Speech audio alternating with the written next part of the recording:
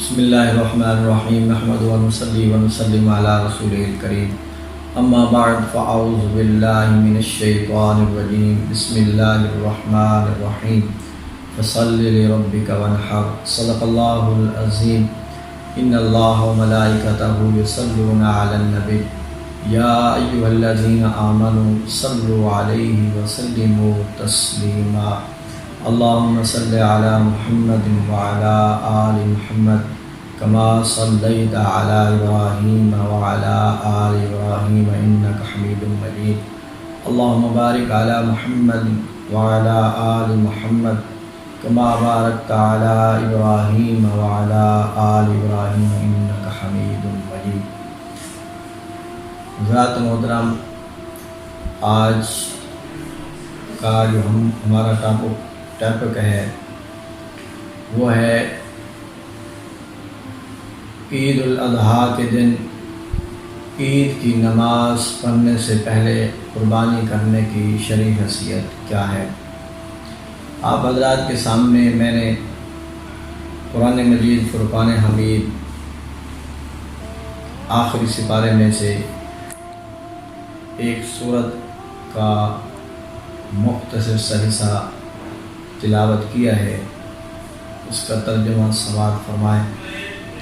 اللہ تبارک و تعالی نے اپنے محبوب صلی اللہ علیہ وسلم سے فرمایا فصل لربک وانحر، اے حبیب علیہ الصلاۃ والسلام، آپ اللہ کی رضا کے لیے نماز پڑھیے اور اللہ کی رضا کے لیے قربانی کیجیے۔ اس آیت کریمہ کے اوپر اگر غور کریں، مفسرین کرام نے اس کی تفسیر میں بیان فرمایا، اس آیت میں اللہ تبارک و تعالی نے محبوب علیہ الصلاۃ والسلام کو عید الاضحیٰ کے دن پہلے نماز عید پڑھنے کا حکم فرمایا اور بعد میں قربانی کرنے کا حکم فرمایا۔ اس آیت کریمہ کی تفسیر میں مفسرین کرام نے نبی عالم صلی اللہ علیہ وسلم کے فرمانات بیان فرمائے، اس میں سے دو فرمان میں آپ احباب کے گوش گزار کرنا چاہتا ہوں، جس سے واضح طور پر پتہ چل جائے گا کہ عید الاضحیٰ کے دن عید کی نماز پہلے ادا کرنی ہے اور قربانی بعد میں کرنے کا حکم ہے۔ حضرت برا بن عازب کہتے ہیں نبی عالم صلی اللہ علیہ وسلم نے عید الاضحیٰ کے دن خطبہ بیان فرمایا اور حضور علیہ الصلوۃ والسلام نے فرمایا عید کے دن جو سب سے پہلا ہم کام کرتے ہیں وہ عید کی نماز ادا کرتے ہیں۔ عید کی نماز ادا کرنے کے بعد پھر ہم قربانی کرتے ہیں، پھر جانور کو نہر کرتے ہیں۔ تو حضور علیہ السلام نے فرمایا جس نے اس طرح ہمارا طریقہ اپنایا گویا کہ اس نے ہمارے طریقے کو پا لیا، اور جس نے ہمارا طریقہ نہ اپنایا، عید کی نماز پڑھنے سے پہلے جس نے قربانی کر لی تو اس نے اپنے گھر والوں کے لیے گوشت کا تو اہتمام کیا، گوشت تو انہیں مہیا کیا، لیکن قربانی کا جو ثواب ہے وہ اس سے محروم ہو گیا۔ تو حضور علیہ الصلوۃ والسلام نے جب یہ ارشاد فرمایا عید کے دن، تو ایک صحابہ رسول حضرت ابو بردہ رضی اللہ تعالی عنہ حضور علیہ السلام کی بارگاہ میں حاضر ہوتے ہیں، عرض کرتے ہیں یا رسول اللہ علیہ وسلم، میں تو عید کی نماز پڑھنے سے پہلے اپنے جانور ذبح کر آیا بیٹھا ہوں، قربانی کر آیا بیٹھا ہوں۔ تو حضور علیہ السلام نے انہیں فرمایا تمہاری قربانی نہیں ہوئی، تم نے جو جانور ذبح کیا ہے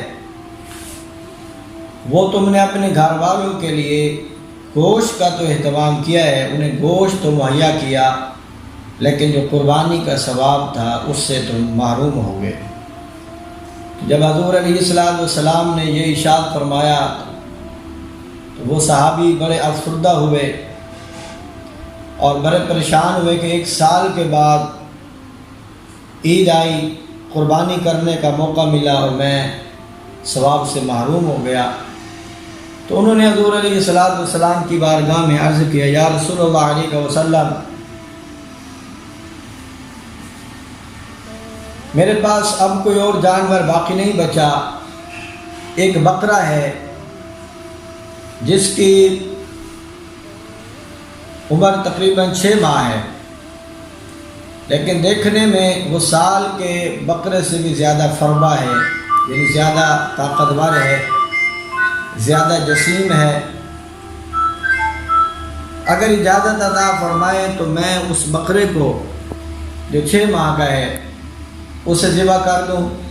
تو کیا میری قربانی ہو جائے گی؟ یہاں ایک مسئلہ سماعت کیجیے، کیونکہ جو بکرا ہوتا ہے اس کی کم از کم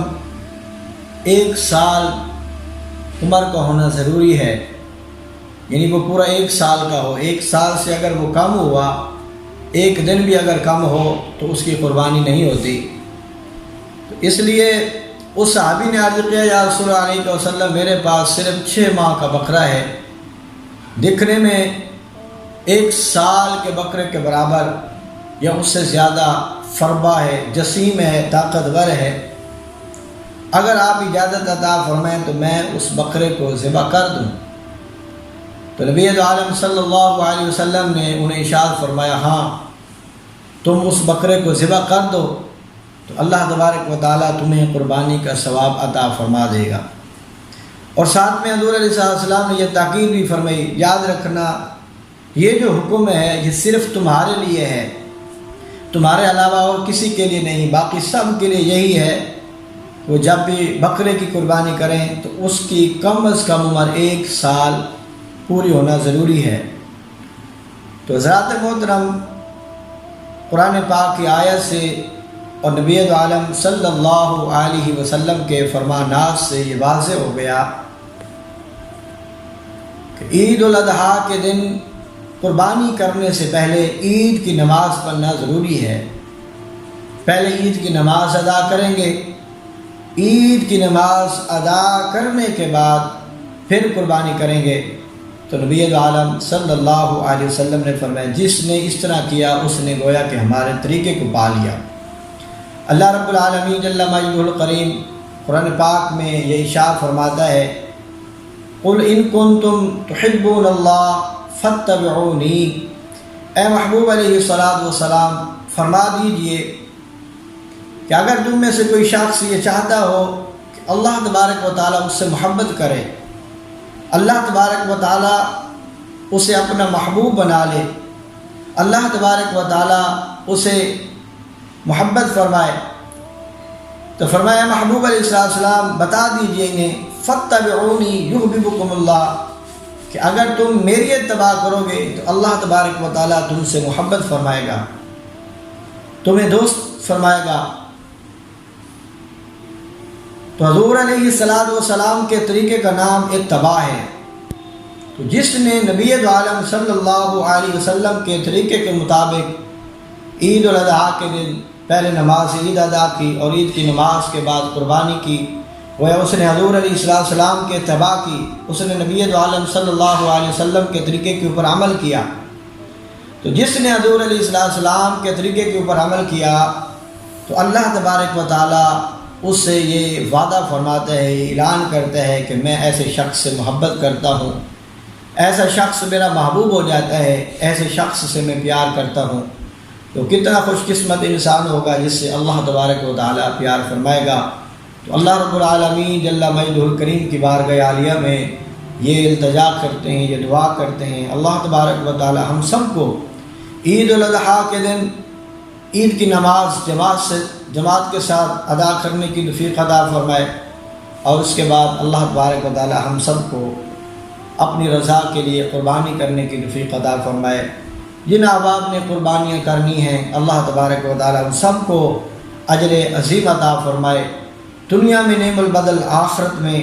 اجر عظیم عطا فرمائے۔ اللہ تعالیٰ جزا خیر عطا فرمائے اور مزید اپنی بارگاہ سے رزق عطا فرمائے اور اپنے راستے کے اوپر زیادہ سے زیادہ ہم سب کو خرچ کرنے کی توفیق عطا فرمائے۔ آمین آمین بجاہ النبی الامین صلی اللہ علیہ وآلہ وصحبہ وبارک وسلم۔